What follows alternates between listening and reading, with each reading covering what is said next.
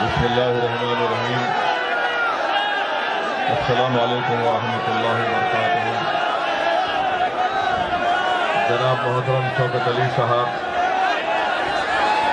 सदर उत्तर प्रदेश मजलिस इत्तेहादुल मुस्लिमीन, मोहतरम जनाब कलीम हफीज साहब, दिल्ली के मजलिस इत्तेहादुल मुस्लिमीन के सदर, मोहतरम जनाब वारिस पठान साहब, साबिक़ा रुकन असम्बली मुंबई, मेरे भाई जनाब पवन राव अम्बेडकर साहब, फरहान जुबैरी साहब, मेहताब चौहान साहब, मोहतरम इमरान बॉबी साहब, गुलाम साबिर साहब और ऐन अंसारी साहब जो ज़िला सदर हैं, शाहीन रज़ा साहब, आसिफ शेख साहब, गुलफाम सैयद साहब, इमरान अजहरी साहब, इस्लाम कुरैशी साहब, मोहसिन कुरैशी साहब, तौफीक प्रधान साहब, शुजा नकवी साहब, जनाब समीर जमाली साहब, मुनीर अहमद साहब, मेजर रहमान साहब, जनाब रिजवान खान साहब, बुजुर्गों, कौम और मिल्लत के गयूर नौजवानों, मैं आप तमाम का बेहद शुक्रिया अदा करता हूं कि आपने अपना कीमती वक्त निकालकर आज के मजलिस इत्तेहादुल मुस्लिमीन के इस जलसे में शिरकत की। अभी आपने मोहतरम जनाब शौकत साहब को उनकी बसीरत फ़रोज़ खिताब को सुना। उससे पहले जनाब कलीम हफीज साहब और वारिस पठान साहब ने भी आपके दरमियान में आकर अपनी बात को रखा। मेरे अजीज दोस्तों और बुजुर्गों, मैं आपके सामने सिर्फ यही गुजारिश करने आया हूं कि भारत के संविधान के तहत हम तमाम को इस बात की इजाज़त दी गई है कि हम अपने पसंद के उम्मीदवार को वोट भी डालें और भारत के संविधान और भारत की लोकशाही और जमहूरियत को मजबूत करने के लिए हमको इस बात की इजाज़त दी गई है कि हम अपनी एक पसंद की सियासी क़यादत को भी बनाएं, हम अपने एक पसंद के नेता को बनाएं। और जब आपकी सियासी क़यादत और नेता बनेगा तभी जाकर आप बाबा साहिब अम्बेडकर ने जो संविधान में जिस बात का जिक्र किया, संविधान के प्रेअम्बल में, जिसमें लिबर्टी, आज़ादी, इक्वालिटी, मसावात, जस्टिस, इंसाफ, फ्रेटर्निटी, भाईचारगी, ये चारों चीजें भारत में अगर अक़लियतों को हासिल करना है, जिसको हिंदी में अल्पसंख्यक कहते हैं, तो उन माइनॉरिटीज को, अक़लियतों को ये बात आज समझने की ज़रूरत है कि जब तक आप सियासी तौर पर मुतहरिक नहीं होंगे, जब तक आप अपनी एक सियासी अहमियत को और अपने वोट की अहमियत को अगर आपको बरकरार रखना है, क्योंकि आज उत्तर प्रदेश हो या भारत के बहुत से प्रदेश या रियासतें हों, वहाँ पर भारत की सबसे बड़ी अक़लियत मुसलमान है, उसके बाद हमारे ईसाई भाई हैं, सिख भाई हैं, जैन भाई हैं। इनके वोट की कोई अहमियत नहीं रही। आज मैं बिल्कुल खुलकर आपसे कह रहा हूं, क्योंकि मैं अल्फाज चाप कर बोलना मेरी फितरत में नहीं है। मैं खरी खरी और सच्चाई को बयान करना ये मेरा मकसद रहा है। और इसीलिए जब मैं इन तल्ख और सच्चाई भरे जुमलों को अदा करता हूं तो बहुत से लोगों को पेट में दर्द शुरू हो जाता है। मगर सच्चाई ये है, आज उत्तर प्रदेश में मुसलमानों के वोट की कोई अहमियत नहीं है, आपके कोई वोट की अहमियत नहीं है। क्यों नहीं है? इसलिए कि बीजेपी को आपके वोट की जरूरत नहीं है। बीजेपी को आपके वोट की जरूरत नहीं है। आप पूछेंगे तुम कैसे बता रहे हो, तो आप देख लीजिए भारत की पार्लियामेंट में, संसद में 300 से ज्यादा बीजेपी के अरकान पार्लियामान हैं, एक भी मुसलमान नहीं है। उत्तर प्रदेश में इनके 300 एमएलए हैं, एक भी मुसलमान नहीं है। अब दूसरी जानिब आप आइए, समाजवादी पार्टी है, कांग्रेस पार्टी है, बीएसपी है, इनको ये लगता है कि मियां हमको छोड़ के कहां जाएगा। इनको ये लगता है कि ये मियां हमको छोड़ के कहां जाएगा, हम ही तो इसके चौधरी हैं और हम ही तो इसको बचाते हैं, ये हमको छोड़ के कहां जाएगा। तो हुआ क्या कि आप दोनों तरफ से पीछे जा रहे हैं। समाजवादी से पूछिए, कांग्रेस से पूछिए, बीएसपी से पूछिए, वो बोलेगा अरे तुम ठहरो, बाजू ठहरो, फिक्र मत करो।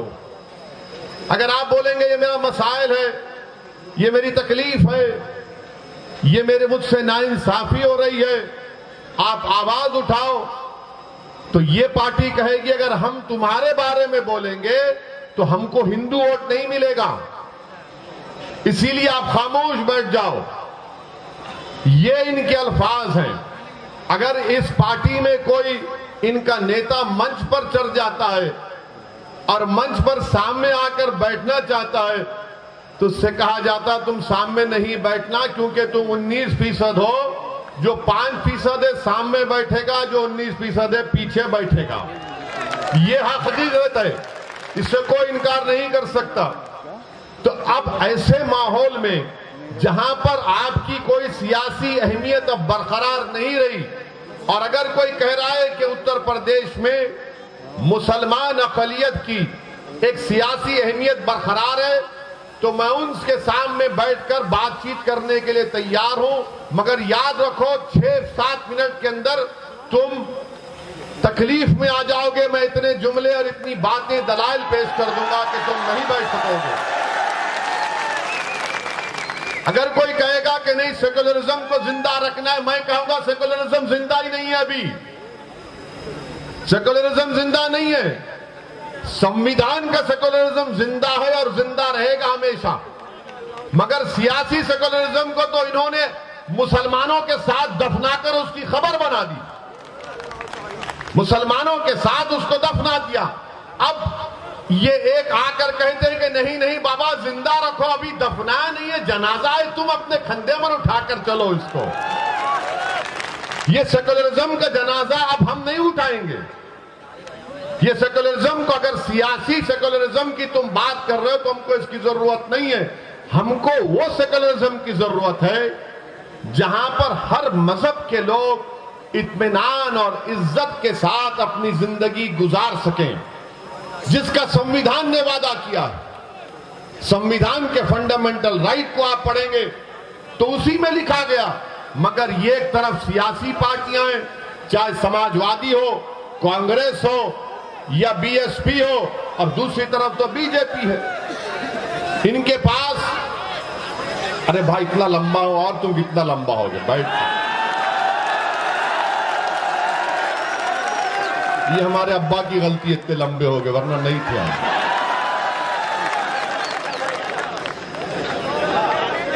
तो मैं आपको बता रहा था कि ये सेकुलरिज्म के नाम पर आपके पास आते हैं। अच्छा, अब समाजवादी पार्टी क्या कर रही है? जहां कहीं शाम में मुस्लिम इलाकों में मैं सुना मुशायरा कर रहे हैं, हर जगह मुशायरा होता है, शायर आकर कलाम पढ़ता है, गंगा जमनी तहजीब, सेकुलरिज्म जिंदाबाद। अब बेचारा मुसलमान, अरे देखो कितना अच्छा बोला, मगर जब मुसलमान मुशायरे के बाहर निकलता है, अपने घर को जाता है, तो रास्ते में कोई उसको गाली देता है, ए मुल्ला कहां जा रहा है। उसको जब पता चलता कि यार ये तो मुशायरा था, शायर ने तो शेर कहकर दाद हासिल कर ली, मगर मुझे तो रोज ये अल्फाज और अशार सुनना पड़ते हैं, मुल्ला ये मुल्ला वो।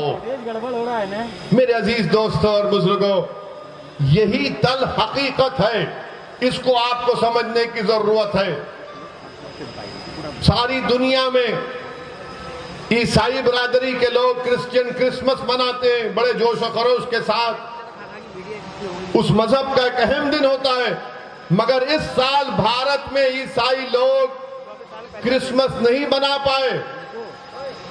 कई वाकयात आए कि जहां पर ईसाई लोग क्रिसमस मना रहे थे, वहां पर हिंदुत्व जहन रखने वाले आरएसएस से वाबस्ता लोग जाकर उनके उस त्योहार में खलल पैदा कर दिए, उनसे बहस की।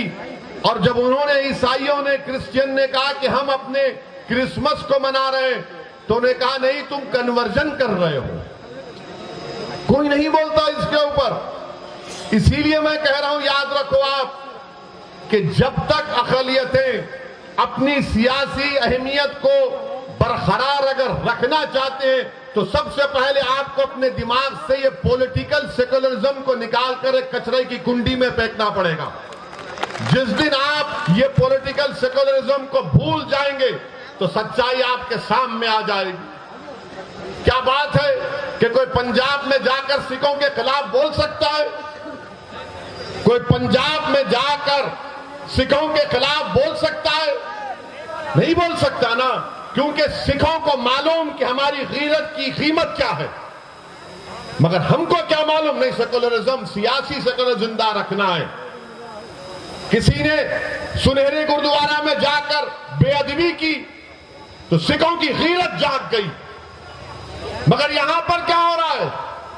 रोज गाली दी जाती है, रोज बेइज्जत किया जाता है, रोज जलील किया जाता है, रोज रुस्वा किया जाता है।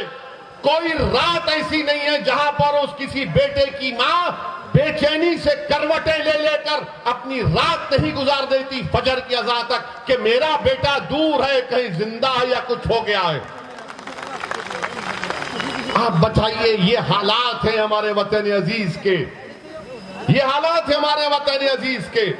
मैं आपसे शिकायत करने आया हूं, मैं आपसे इल्तिजा करने आया हूं, मैं आपसे अपील करने आया हूं, मैं आपको नेता बनाने आया हूं, मैं आपको कायद बनाने आया हूं। मैं उत्तर प्रदेश में मुसलमानों की लीडरशिप और हिस्सेदारी की लड़ाई लड़ने आया हूं। मैं अपने लिए उत्तर प्रदेश को नहीं आया हूं। मैं उत्तर प्रदेश को अपनी जात के लिए या अपनी अना की तस्कीन के लिए या अपनी मकबूलियत में इजाफा करने के लिए या अपनी तकारीर के जरिए आपको जज्बात में लाकर नारे तकबीर अल्लाह अकबर के नारे लगाने के लिए नहीं आया हूं। मैं आपको एक पैगाम देने आया हूं, एक शऊर बेदार करने के लिए आया हूं, एक हकीकत को बयान करने आया हूं कि अब आपको उठना है, अब आपको उठना है मेरे अजीज दोस्तों और बुजुर्गों। कब तक आप बीजेपी के डर से, कब तक आप सियासी सेकुलरिज्म के इस झूठे वादे के ऊपर आप इन पार्टियों को वोट देते रहेंगे? आज आपको उत्तर प्रदेश में अपनी हिस्सेदारी की लड़ाई लड़ना है, आपको अपने हिस्से को हासिल करना है। अगर आप ऐसे ही इनके इस्तेसाल का शिकार हो जाएंगे, जिसको अंग्रेजी में कहते हैं पॉलिटिकल एक्सप्लॉयटेशन किया जाता है, तो बताइए क्या हासिल होगा फिर? 60 साल से अगर यहां पर मेरे जलसे में अगर कोई 70 साल के हमारे बुजुर्ग बैठे हैं, मैं आपसे अपील कर रहा हूं, अगर आप नहीं बैठे तो जहां तक मेरी आवाज पहुंच रही, मैं आपके दिल से मुखातिब होकर कह रहा हूं, अपने दिल पर हाथ रखकर कहो कि मैंने जितने बातें कही वो सच है या झूठ है। कब तक आप इन लोगों के दिल फरेब बातों में आकर ये सियासी सेकुलरिज्म के नाम पर वोट देते रहेंगे? क्या हासिल हुआ मुसलमानों को? क्या तुमको मालूम उत्तर प्रदेश के मुसलमानों, तुम्हारी गरीबी का आपको मालूम आपकी गरीबी क्या है? उत्तर प्रदेश में 2% भी मुसलमान ऐसे नहीं है जिनके पास 2 एकड़ से ज्यादा जमीन हो। 2% भी नहीं है, 1.70, खाली 1.70% मुसलमानों के पास 2 एकड़ जमीन है। आपके पास तो वह भी नहीं, मगर आपके दिमाग में डाल दिया गया ये पॉलिटिकल सेकुलरिज्म को वोट डालो। क्या आपको मालूम उत्तर प्रदेश के माँ बाप, मुस्लिम माँ बाप से कह रहा हूं कि 71% मुसलमान बच्चे या तो अनपढ़ हैं या फिर सिर्फ प्राइमरी जमात तक पढ़े हैं। कौन जिम्मेदार है? मैं जिम्मेदार हूं उसका। मैंने जाकर कहा था कि स्कूल मत खोलो, मैंने जाकर कहा था कि जमीन मत बांटो। बताओ इसका हिसाब कैसा लिया जाएगा? किससे जवाब हासिल करेंगे? उत्तर प्रदेश की जेलों में 28% मुसलमान अंडर ट्रायल है। शौकत ने सही कहा, स्कूल खोलने की जगह थाना खुल जाता है, अस्पताल की जगह शराब खाना खुल जाता है। क्यों खुलता है? क्योंकि आपकी सियासी अहमियत नहीं रही। इनको मालूम कि मुसलमान को सिर्फ जज्बात में ला लो। मैं आपको यकीनन जज्बात में लाने के लिए कह रहा हूं, मगर जज्बात का इस्तेमाल ठोस काम के लिए होना चाहिए। और जितने मुसलमानों को आपने वोट दिया है माजी में, वो या तो बड़े बड़े फाइनेंशियल पावर रखने वाले दौलतमंद थे या फिर कोई और थे जिनका जमीन से कोई ताल्लुक नहीं था, जिनका गरीब मुसलमान नौजवानों के ख्वाबों को पूरा करने से उनका कोई मतलब नहीं था। इनको सिर्फ इलेक्शन जीतने से मतलब था। वो ये समझते थे कि हम जीत जाएंगे तो बस काम हो गया। मैं ये कह रहा हूं कि मैं मिटने तैयार हूं, मगर तुमको जीतना है इंशाअल्लाह ताला। हम मिटेंगे एक दिन इंशाअल्लाह ताला। हम सब मिटने के लिए आए, जमीन की ग़िज़ा बनने के लिए आए। कोई यहां पर ज्यादा जिंदा नहीं रहेगा। ये तो अल्लाह को मालूम कि कौन कितनी हयात लेकर आया, मगर हर एक को मौत का मजा चखना है। मगर मेरे अजीज दोस्तों और बुजुर्गों, क्या जिंदगी आप कैसे गुजार रहे हैं? किस मकसद के लिए गुजार रहे हैं? कैसे आपका वक्त चला जा रहा है? कैसे आपकी जवानी को बर्बाद कर दिया जा रहा है? ये मजलिस इत्तेहादुल मुस्लिमीन आपके दरमियान में आकर यही इन बातों को रखती है ताकि आप में एक शऊर बेदार हो जाए। आपने सुना, पढ़ा और देखा कि काशगंज के अल्ताफ को पुलिस स्टेशन में जान से मार दिया गया। कोई नहीं जाता अल्ताफ के पास, उसके घर वालों के पास। वो पुलिस स्टेशन में ले जाकर नल की टूटी से कहा गया कि उसने खुदकुशी कर ली। क्या कोई 3 फीट की नल की टूटी से खुदकुशी कर सकता है? मगर अल्ताफ की जान ले ली गई। वही एक गुप्ता साहब जिनका गोरखपुर में पुलिस ने उनको मारा तो मुख्यमंत्री पहुंच गए, अखिलेश पहुंच गए, घर को पहुंच गए। अरे तुम्हारी जिंदगी की अहमियत नहीं है, तुम वोट की क्या बात कर रहे हो? तुम्हारी मौत मौत नहीं है, दूसरों की मौत मौत है।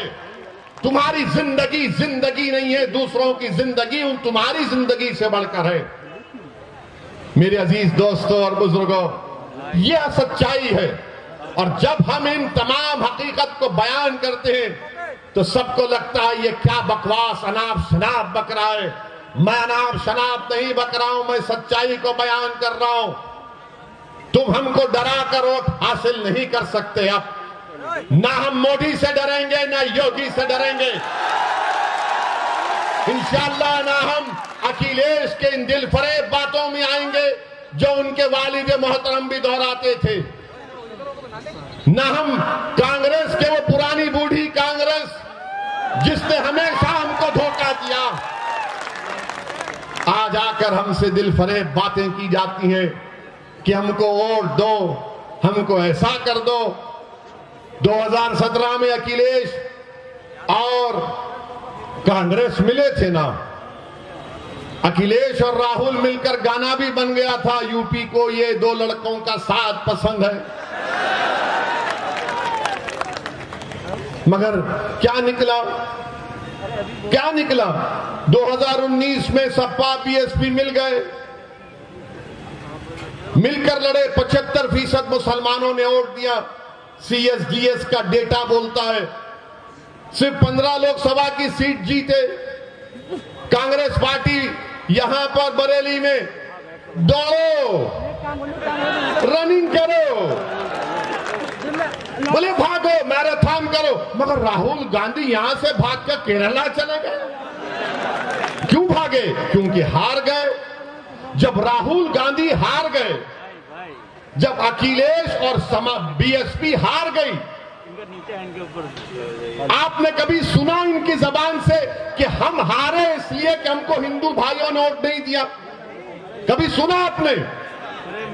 कभी सुना आपने कि समाजवादी, बहुजन समाज और कांग्रेस को जो 2019 में, 2017 में, 2014 में यूपी में जो हार हुई, कभी उन्होंने कहा कि हमको यादवों ने वोट नहीं दिया? उन्होंने कहा कि हमको पासियों ने, वाल्मीकियों ने, धोबी ने वोट नहीं दिया? कि हमको ब्राह्मणों ने वोट नहीं दिया, हमको ठाकुरों ने वोट नहीं दिया, हमको हमारे बनिया कम्युनिटी के भाइयों ने वोट नहीं दिया? नहीं बोलेंगे। क्यों नहीं बोलेंगे? और जब मंजलिस इलेक्शन लड़ रही है, मुस्लिम वोट, मुस्लिम वोट, मुस्लिम वोट, ऐसा पड़े है जैसा कि तुम्हारे बाप का खजाना है मुस्लिम वोट। क्या चुनाव में सिर्फ मुसलमान वोट डालता, दूसरे नहीं डालते? दूसरे नहीं डालते वोट? क्या हम ही वोट डालते? अब ये मीडिया के लोग कहां जा रहे हैं? अब आप कहां जा रहे हैं? अब के बार सिराजे मुस्तकीम के रास्ते पे जा रहे हैं।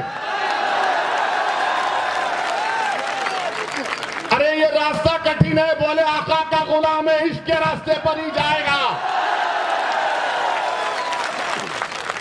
अब ये हम हमारे पीछे, जहां हमारा इंटरव्यू लेते, नहीं आप मुस्लिम वोट में सेंध डाल रहे हैं, हम कहते हैं कि आप डालो ना हिंदू वोट में सेंध, कौन रोक रहा है आपको?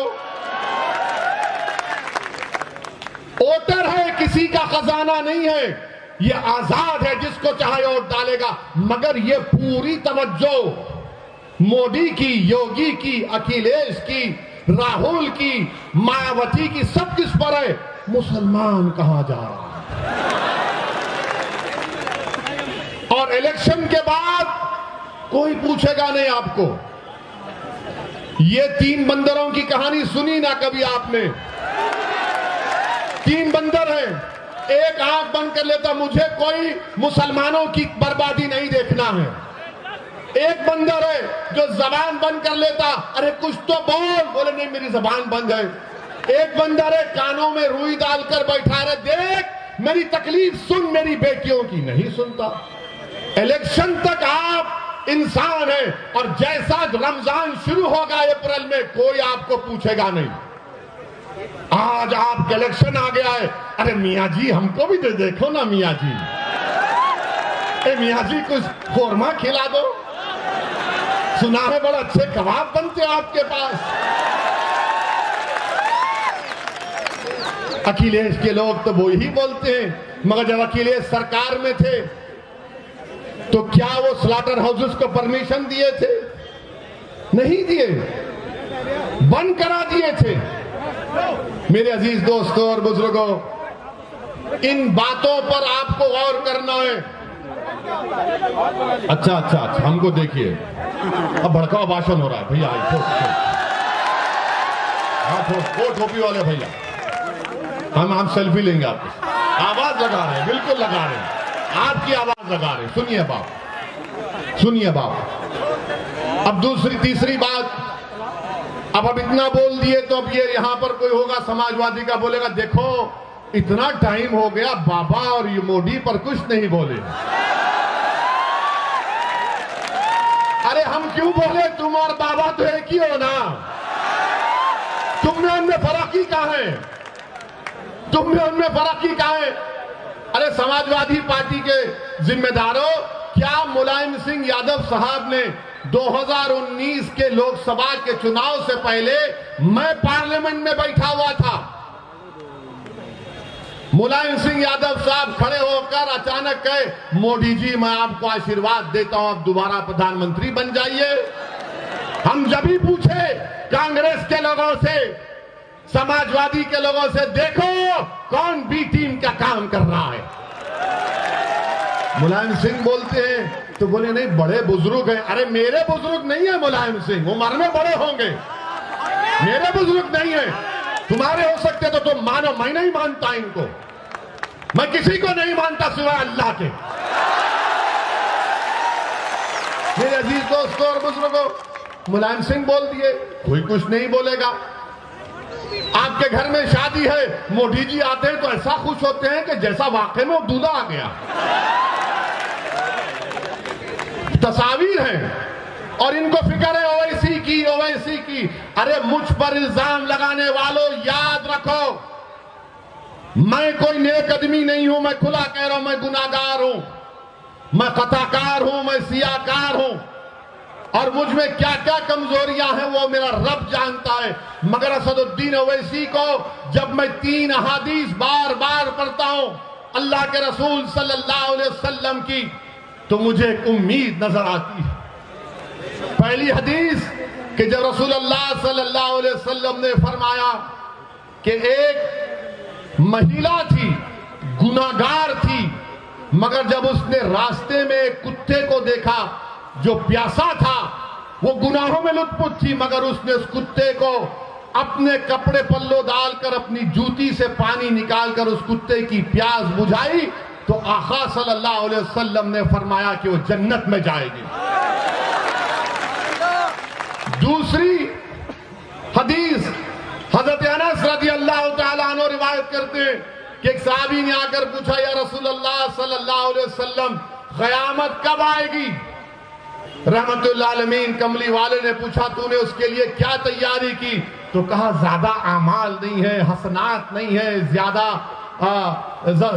ज़कात सदकात नहीं है, मगर मैं आपसे बेइंतहा मोहब्बत करता हूं। तो आका ने फरमाया कि तू मेरे साथ होगा। असदुद्दीन ओवैसी के पास कुछ नहीं है, मगर एक दावा तो कर सकता हूं कि मैं रसूलुल्लाह सल्लल्लाहु अलैहि वसल्लम को बेपनाह चाहने वाला हूं। आज दुनिया में मुझे मोहब्बत मिले या ना मिले, मगर उस दिन तो मिलेगी इंशाअल्लाह ताला। और तीसरी हदीस जो मुझे याद आती है कि अल्लाह के रसूल सल्लल्लाहु अलैहि वसल्लम ने फरमाया कि हशर का मैदान होगा, तुम मुझ पर इल्जाम लगा रहे हो ना, तो तैयार हो जाओ उस दिन के लिए। मेरा ईमान है, मेरा फेथ है, आप ना मानते ना मानो। हशर का मैदान होगा, कमली वाले ने फरमाया कि मेरी उम्मत प्यासी होगी, मैं हौज़े कौसर के पास होऊंगा, मेरी उम्मत के अमाल तोले जाएंगे, कमी होंगी पूरा करूंगा। पूरे सिरात पर जिब्रील अमी अपने पर बिछाए बैठे होंगे और मैं अल्लाह से दुआ करूंगा, जैसा कि यहाँ के काशिक़ रसूल ने कहा कि रजा पुल से वज करते गुजरिए कि रब्बे सल्लम सदाए मोहम्मद। और हम तमाम को खुशखबरी दी गई कि तुम्हारे आमाल मुंह पर फेंक दिए जाएंगे, तुम मेरी शिफात से जन्नत में जाओगे। मुझे उस शिफात पर यकीन है। तुम क्या इल्जाम लगाते लगाओ, तुम मेरा जो हाल करते कर दो। अरे जब मैं इस दुनिया में आया हूं तो अल्लाह के हुक्म से आया हूं और जाऊंगा भी तो अल्लाह के हुक्म से। किसी जालिम की हरकत से अगर मेरी बका नहीं है तो यकीनन बका नहीं है, मगर उस जालिम की हरकत की वजह से नहीं, बल्कि रब्बे करीम ने हम तमाम का एक वक्त मुतयन कर दिया, एक तमाम वक्त मुतयन कर दिया है। और हम पर इल्जाम लगाते हैं।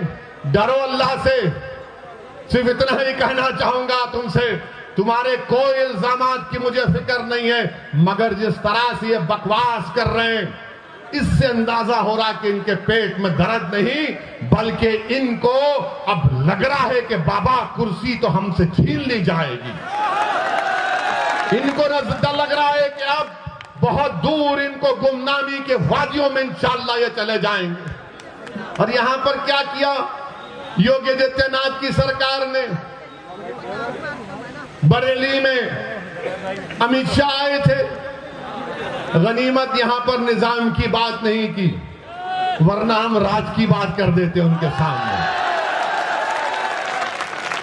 क्या यहां पर आप लोगों का ये मुतालबा नहीं है कि एक बरेली का जो डिग्री कॉलेज है, पूरी बरेली की जनता इस बात का डिमांड और मुतालबा कर रही है कि यहां पर सुभाषगंज में एक बच्चियों के लिए अलग डिग्री कॉलेज बनाया जाए, नहीं है।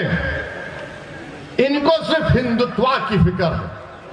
यहां पर रबर फैक्ट्री, अब चुनाव आ गया तो सब दौड़ रहे, रबर फैक्ट्री खोल दी जाएगी, सरकार ले लेगी।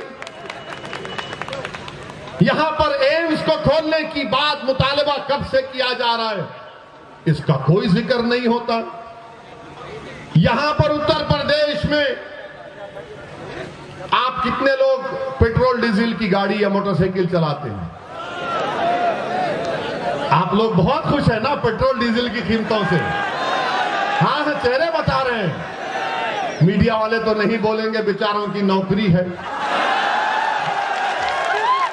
पहले इनके पास एक कैमरामैन होता था तो इनके मालिकों ने कहा कि मोदी जी ने कैमरा की कीमत बढ़ा दी, महंगाई बहुत बढ़ गई, अब तुम रिपोर्टर भी और कैमरामैन भी, दोनों 2 in 1 करो काम। देखिए, मुस्कुरा रहे हमारी बात पर। मुस्कुराना तुम्हारा इकरार है, हम जानते हैं। पेट्रोल डीजल आसमानों को छू रहा है, सरसों के तेल की कीमत आसमानों को छू रही है। बाबा और मोदी की सरकार ने साबुन से लेके बनियान तक सब कीमतें बढ़ा दी हैं और उत्तर प्रदेश की जनता से कह रहे विकास के नाम पे वोट दो। काशी को हमने डेवलप कर दिया, उसके नाम पर वोट दो। आज उत्तर प्रदेश में मैं बीजेपी से पूछना चाह रहा हूं, योगी आदित्यनाथ, आप झूठ बोलते हैं, आप झूठ बोलते हैं, मोदी झूठ बोलते हैं, अमित शाह झूठ बोलते हैं और ऐसी सफाई से झूठ बोलते हैं कि सामने वाला झूठ की तहकीक करेगा, सच की तहकीक करेगा और झूठ को सच मान लेगा। क्या 5 साल पहले योगी और मोदी ने नहीं कहा था कि उत्तर प्रदेश में 70 लाख नौकरियां दी जाएंगी? कहा था ना? अच्छा, आपके यहां नौजवान बहुत है माशाल्लाह से, कितनों को नौकरी की जरूरत है? मीडिया वालों की नौकरी अभी है। कितनों को नौकरी चाहिए? अब आप बताओ सच। ये कहते हैं कि हमने 6 लाख को दिया। अरे कितना फेंकते हो यार। 70 लाख नौकरियों का वादा 5 साल पहले किया गया था और 5 फरवरी 2020 की विधानसभा में उठाकर देखो आप, योगी आदित्यनाथ के एक मंत्री ने विधानसभा में खड़े होकर कहा कि उत्तर प्रदेश की अनएम्प्लॉयमेंट रजिस्टर में 33 लाख नौजवानों के नाम है जिनको रोजगार की जरूरत है। झूठ पे झूठ, सिर्फ झूठ पे झूठ। बीजेपी सिर्फ हिंदुत्व के नाम पर इलेक्शन लड़ना चाहती है। बीजेपी मुसलमानों से नफरत और खौफ दिखाकर सत्ता को हासिल करना चाहती है। इनके पास डेवलपमेंट के नाम पर कुछ नहीं है, कुछ नहीं है डेवलपमेंट के नाम पर, मगर बोले जा रहे हैं। अभी आपने सुना कि वारिस पठान ने कहा कि पूरे भारत में तीसरा गरीब प्रदेश अगर कोई है, झारखंड बिहार के बाद तो उत्तर प्रदेश। मगर फिर भी विकास हुआ है। कहां का विकास हुआ हमको नहीं मालूम। हां, विकास किसका हुआ हम जानते हैं। जो नफरत फैलाते उनका विकास हुआ है। जिन्होंने भारत के मुसलमानों का नरसंहार करने की बात की, उनका विकास हुआ है। जो भारत के संविधान को, अंबेडकर के बनाए हुए संविधान को अपने संविधान से संघी संविधान बनाना चाहते हैं, उनका विकास हुआ है।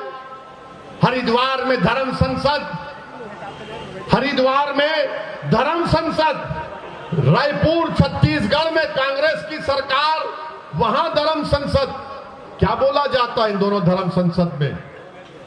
तुमने पढ़ा कभी? उस धर्म संसद में कहा गया हरिद्वार के कि भारत के मुसलमानों का हाल रोहिंग्या मुसलमानों की तरह कर देना चाहिए। हरिद्वार के धर्म संसद में कहा गया कि भारत की मिलिट्री को इस्तेमाल करके मुसलमानों को मारना चाहिए। उस हरिद्वार के संसद में कहा गया कि एक एलटीटी का प्रभाकरण की तरह कोई पैदा हो जाए जो 20 लाख मुसलमानों को मार दे। रायपुर में कहा गया, छत्तीसगढ़ छत्तीसगढ़ में कि इंसानियत को बचाना है तो मुसलमानों को खत्म कर दो भारत से। कोई गिरफ्तारी हुई अभी तक? हरिद्वार में गिरफ्तारी हुई, रायपुर में हुई एक की, मगर किस उन्मान पे गिरफ्तारी हुई रायपुर में कि उन्होंने गांधी को नाम शनाब कहा। अरे तुमको अगर गांधी से मोहब्बत है तो सुनो जालिमों, जो धर्म संसद के नाम पर भारत में नफरत फैला रहे हो, गांधी को क्यों मारा गया था?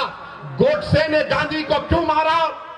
इसलिए मारा कि उसने कहा कि गांधी मुसलमानों की तारीफ की बात करता है, इसीलिए गोडसे ने एक ज़ईफ आदमी के सीने में गोलियां मार दी। अगर गांधी से मोहब्बत है तो गिरफ्तार करो पूरों को। ये कांग्रेस जो आज ये ड्रामा करती है रनिंग कंपटीशन का, तुम्हारी रियासत में जहां पर तुम्हारी सरकार है, तुम्हारी हुकूमत ने सरकारी फंक्शन में तुम्हारी हुकूमत पैसे देती है, उसमें कहा जाता है कि इंसानियत को बचाना है तो मुसलमानों को मार दो। शर्म आनी चाहिए इन लोगों को, शर्म आनी चाहिए। याद रखो, अगर मुसलमानों को कोई मारेगा तो मुसलमान को नहीं, तुम भारत के दुश्मन हो।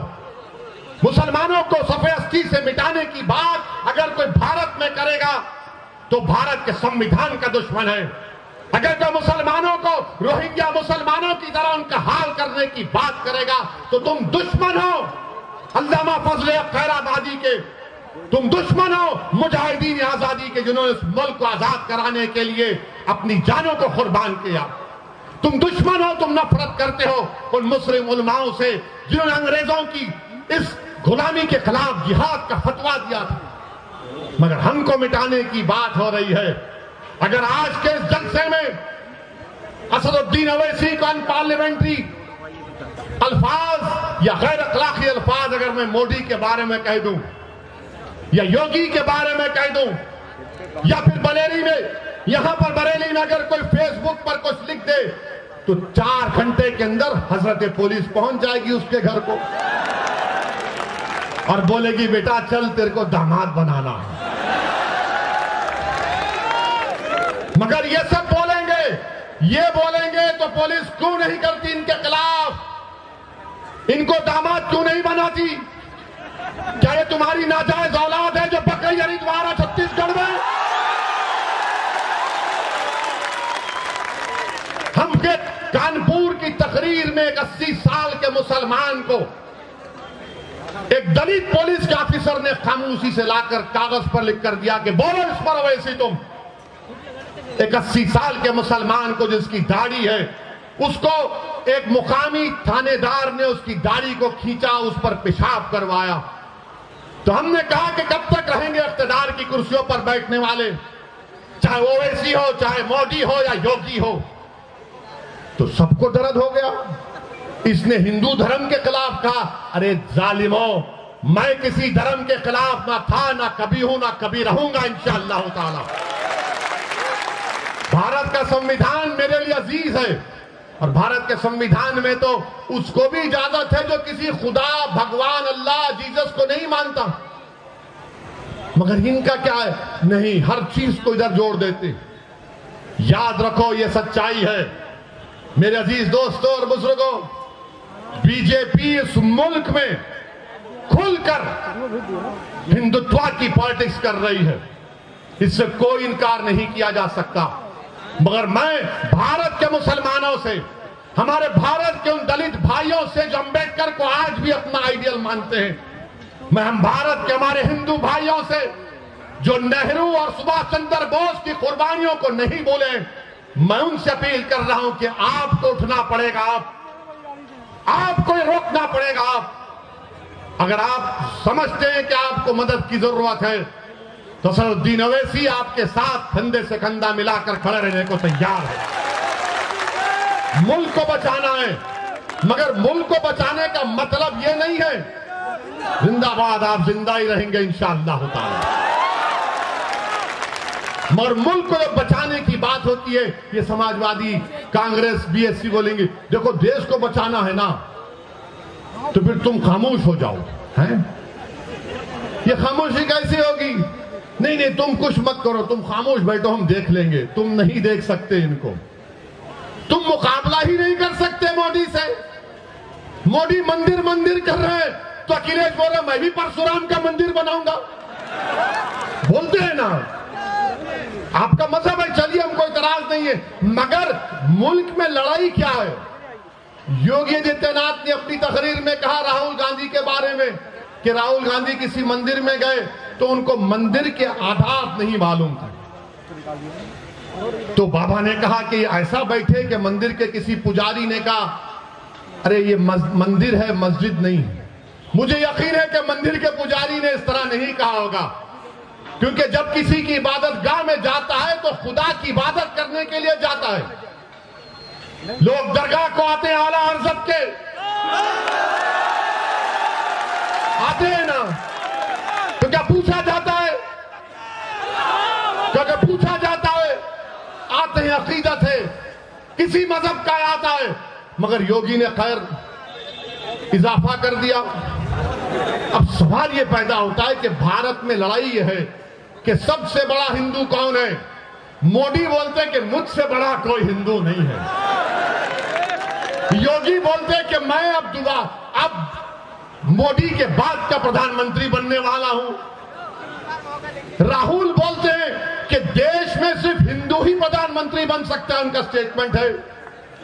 अखिलेश बोलते हैं कि मैं ही सबसे बड़ा हिंदू हूं। हम इन तमाम से कहना चाह रहे हैं, दोबारा कह रहा हूं, आप लोग मोदी जी, योगी जी, अखिलेश जी, राहुल जी एक कमरे में बैठकर, वैसे तो बैठते जरूर हैं, बैठते जरूर हैं। हमारे हैदराबाद में कहावत है,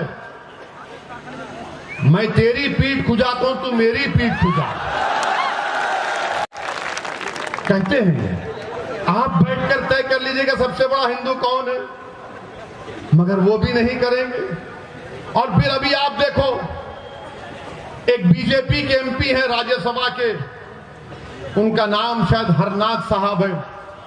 उन्होंने बीजेपी के सदर को खत लिखा और कहा कि श्री कृष्णा मेरे ख्वाब में आए और मुझसे कहा कि बाबा योगी आदित्यनाथ को मथुरा से विधानसभा का चुनाव लड़ाओ। तो अखिलेश भैया बोले हाँ मेरे ख्वाब में भी आए थे। अखिलेश ने कहा मेरे ख्वाब में भी आए थे और आकर मुझसे कह दिया कि तू ही सत्ता में आ रहा है।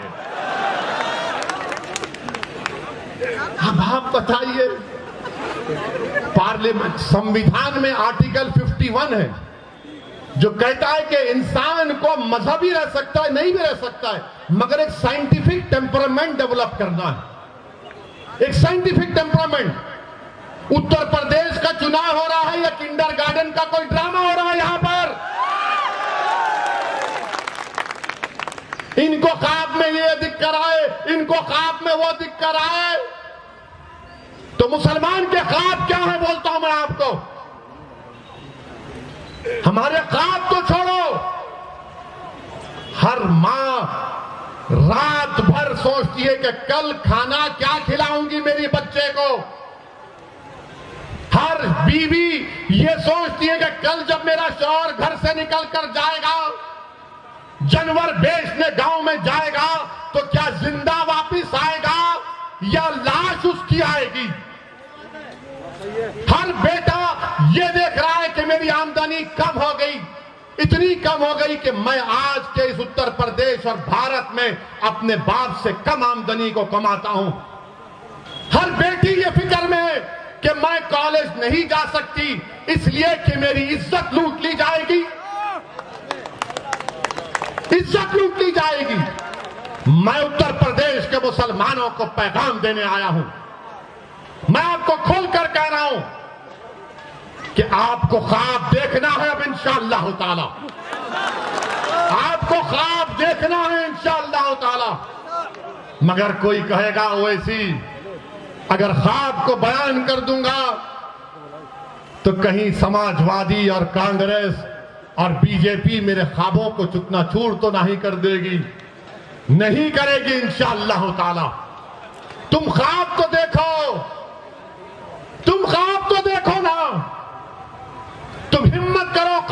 सपने की कि मेरा बेटा ऐसा डॉक्टर बनेगा जो तमाम बीमारियों का इलाज करेगा, मेरी बेटी देश की प्रधानमंत्री बनेगी इंशाअल्लाह ताला मुसलमानों की बेटी। मैं जिंदा रहूं या ना रहूं यह ख्वाब होगा इंशाअल्लाह पूरा। तुम ख्वाब देखो कि मेरा बेटा या बेटी साइंटिस्ट बनेगी तो वो कैंसर की दवा निकालेगी, मेरा बेटा या बेटी वकील बनेगी तो दलितों पर, मुसलमानों पर, हिंदुओं पर, आदिवासियों पर जुल्म होगा तो उनके हक के लिए लड़ेगा, दुनिया का मायनाज वकील बनेगा। ये ख्वाब देखो आप, इन ख्वाबों को देखना है आपको।